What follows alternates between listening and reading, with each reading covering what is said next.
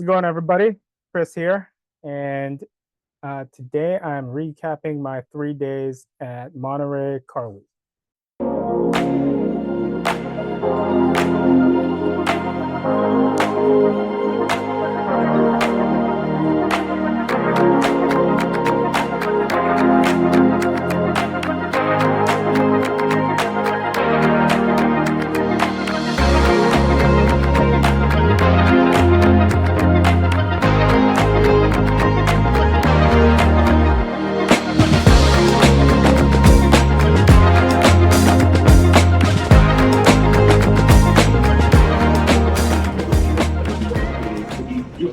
If you don't know what Monterey Car Week is, it is an annual celebration of all things motorsports. You have races, you have auctions, you have people flying from all over the globe, cars being imported from all over the globe to compete in Concours Village and various car shows. And it's just a fun atmosphere that happens every year to bring all of the automotive enthusiasts together into one place. And so I flew straight into San Jose, grabbed my car, and quickly, as fast as I could, mobbed down to the Quail.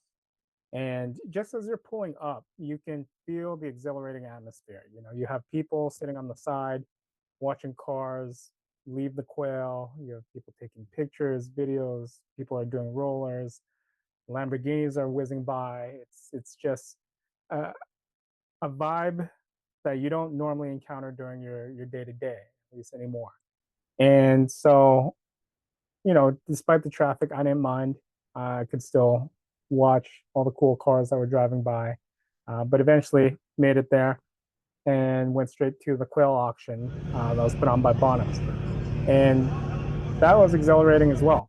You know, you're sitting in this event and you have people that are buying cars that are millions of dollars, hundreds of thousands of dollars, just in the blink of an eye, right? And just to see the type of adrenaline that goes through when you're making that type of snap decision is it's exhilarating. And so yeah, that was day one, and I think at the end of the day, the Quail auction sold through 121 cars. They grossed about $28 million. I think the average value of a car sold there was 230,000, and the highest sale was about 2.095 million, if I recall correctly. But yeah, that was awesome to see. The team was great. It was an awesome experience. After that, I was pretty tuckered out, so I just drove back around Cannery Row and kind of took in the views a little bit and went back to my Airbnb to sleep. Um, Saturday was jam packed. Started off walking around Concours Village, and I didn't know this actually, but even if you don't have tickets to an event or one of the Hallmark gatherings here or there, Monterey Car Week has plenty for you to do. So Concours Village is completely free. Anyone can go. And there was a lot of cool cars on display. There was giveaways. And my favorite, there was even ride and drive events where the likes of Mercedes, Polestar, Lexus, Everati had displays and had brought cars that everyone could try drive the 17-mile drive and take in breathtaking views while being behind the wheel. After that, I hopped over to WeatherTech Laguna Seca Raceway, where Rolex was hosting the Monterey Motorsports Reunion, something they do every year, and I picked up this cool shirt. But just being around, I love, don't get me wrong, I love looking at a good car, but just being around the motors running and drivers banging through the gears, you just can't beat it.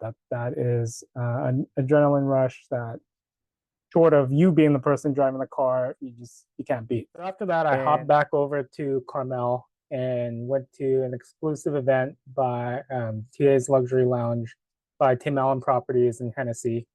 And well, you just can't beat fine wine and gourmet food. And on top of extraordinary supercars to top off the night. And so after that, was pretty tired, called it a day for Saturday because I knew the next day was the big event, the Concours Village. And so Sunday morning rolls around and I head straight to Concours Village. This was the 73rd annual event, and for those that don't know, it's a prestigious event where you have the best of the best on display.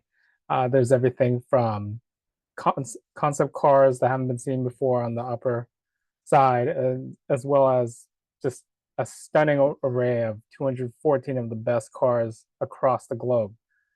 And honestly, I was astonished, not just at the cars. I mean, the cars were amazing, but the crowd as well. Like, I knew there was a lot of people that went to this, but I didn't expect there to be that many people.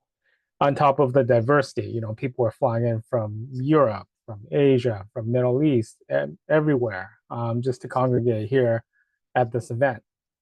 And so, as mentioned, this was my first time making it to Pebble Beach Concours d'Elegance, but I'd say that this event was nothing short of historic, as always. This time around, for the first time ever, a preservation vehicle, Fritz Burkhard's 1934 Bugatti Type 59, won best of show. Along with that, this is a philanthropic event as well, and so Concours managed to raise over a little over $3 million for local nonprofits. And I think the total that they've contributed or donated over the years is a little bit over $41 million. And so yeah, you know, that was an awesome time. And with the Hallmark event over, I was pretty wiped. And so, you know, I chose to just relax by the beach a little bit at Old Fisherman's Wharf. That's just 15 minutes away from Monterey, and walk the pier a little bit and grab some food at Dominico's on the wharf. And shout out to them because they have an amazing view as well as amazing team and food that is to die for. And so that about wrapped it up. After that, I headed home, and that was all she wrote. So hopefully you enjoyed a quick look at my speed run through Monterey Car Week. I expect that next year will be even bigger, as we're celebrating the 75th anniversary of Formula One, as well as the 74th annual Concours d'Elegance. And of course, can't forget the return of Legends of Auto Gala to Monterey. So start planning now, because I'm sure it's going to be packed, and I'll see you out there.